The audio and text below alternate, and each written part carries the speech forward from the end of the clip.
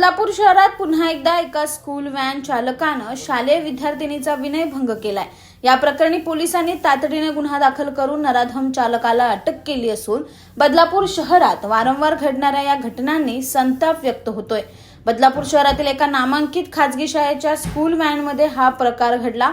बुधवारी दुपारी विद्यार्थ्यांना शाळेतून घरी सोडताना स्कूल व्हॅन चालक जयेश मुने याने एका 12 वर्षीय विद्यार्थिनीचा विनयभंग केला।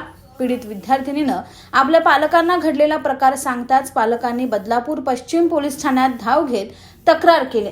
त्यानुसार पोलिसांनी व्हॅन चालक जयेश मुने याच्यावर पोक्सो आणि अॅट्रॉसिटी कायद्याअंतर्गत गुन्हा दाखल केलाय। त्याला कल्याणच्या विशेष पोक्सो कोर्टासमोर हजर केलं असता कोर्टानं 2 मार्चपर्यंत पोलीस कोठडी सुनावली। दरम्यान बदलापुरात मागील काही दिवसात घडलेली ही दुसरी विनयभंगाची घटना असून या नराधमांना कायद्याचा धाकच उरलेला नसल्याची संतप्त प्रतिक्रिया यानंतर व्यक्त होतीये।